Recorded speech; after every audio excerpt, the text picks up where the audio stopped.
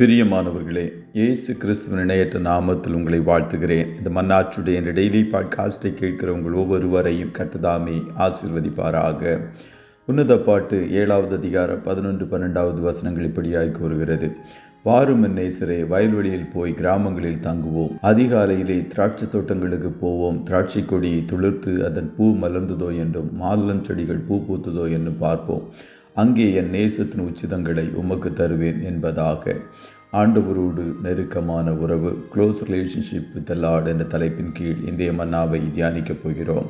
Shulamite தன்னுடைய நேசரிடம் சொன்ன வார்த்தையாய் மேற்குறிப்பிடப்பட்ட வசனம் காணப்படுகிறது. சூலமித்தி நெருக்கமாய் நேசருடன் தனித்திருக்க வேண்டும் என்று வாஞ்சித்தாள்.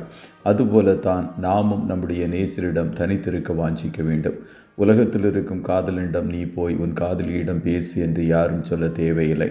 உலக சிநேகம் யாரும் சொல்லித்தராமல் தனியே போய் பேசும்படி செய்கிறது. அப்படியென்றால் தெய்வீக சிநேகத்தோடு நாம் எவ்வளவாய் தேவனோடு தனித்திருக்க வேண்டும் என்பதை சற்று சிந்தித்து பாருங்கள்.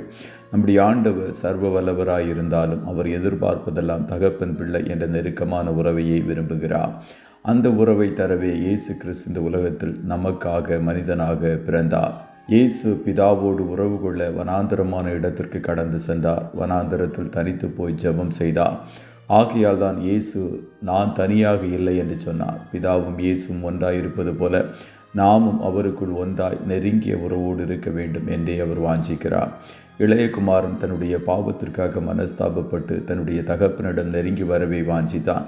அப்படிப்பட்ட உறவிற்குள்ளாக வந்து விடுங்கள். மாத்திரமல்ல, நம்முடைய ஆண்டவரிடம் நண்பனைப் போலவும் நம்முடைய உறவை வளர்த்து கொள்ள முடியும். இயேசு சொன்னார், இனி நான் உங்களை ஊழியக்காரர் என்று சொல்லுகிறதில்லை. ஊழியக்காரன் தன் எஜமான் செய்கிறதை அறிய மாட்டான்.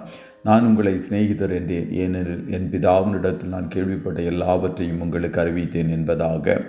யாக்கோபு 2:23 கூறுகிறது, ஆபிரகாம் தேவனை விசுவாசித்தான், அது அவனுக்கு நீதியாக எண்ணப்பட்டது என்கிற வேத வாக்கியம் நிறைவேறிற்று. அவன் தேவனுடைய சிநேகிதன் எண்ணப்பட்டான் என்பதாக. ஆபிரகாமை சிநேகிதன் என்று அழைத்தவர் நாமும் அவருடைய சிநேகிதனாக இருக்க முடியும். அவர் நமக்கு நல்ல நண்பனாக இருப்பார். தேவனோடு தனியாக அறை வீட்டிற்குள் சென்று ஜெபிப்பதன் மூலமாகவும் வசனத்தை அதிகமாக வாசிப்பதன் மூலமாகவும் தான் நாம் அவரோடு நெருங்கிய உறவை வளர்த்து கொள்ள முடியும். ஆகையால் உங்கள் நேரத்தை திருடுகிறவர்களுக்கு ஜாக்கிரதையாயிருங்கள். தொலைபேசியில் 5 நிமிடத்திற்கு அதிகமாக யாருடனும் பேசி நேரத்தை வீணடிக்காதிருங்கள். அளவுக்கு மீறி நண்பர்களின் சந்திப்பு, விருந்தினர்களின் சந்திப்பை தவிர்த்து விடுங்கள். பெண் தேடும் காலமாயிருந்தாலும் ஈசாக்கு தியானம் செய்யும் வேலையை அசட்டை செய்யவில்லை. ஆகையால் நம் ஆண்டவரிடம் மணவாளன் மணவாளி என்ற உறவுடனும் தகப்பன் பிள்ளை என்ற உறவோடும் சிநேகிதன் என்ற உறவோடும் அவருக்குள் நெருங்கி ஜீவிப்போம். கர்த்தர் உங்கள் ஒவ்வொருவரையும் ஆசீர்வதிப்பாராக. ஜெபம் செய்வோமா? நல்ல தகப்பனே, உம்மை நன்றியோடு துதிக்கிறோம். இந்த மன்னாச்சுடைய டெய்லி பாட்காஸ்டை கேட்கிற முடிய பிள்ளைகள் ஒவ்வொருவரையும் கர்த்தர் ஆசீர்வதிப்பீராக. அப்பா, நாங்கள் உம்மோடு ஒரு நெருங்கிய உறவோடு ஜீவிக்க எங்கள் ஒவ்வொருவருக்கும் கர்த்தர் நீர் உதவி செய்வீராக.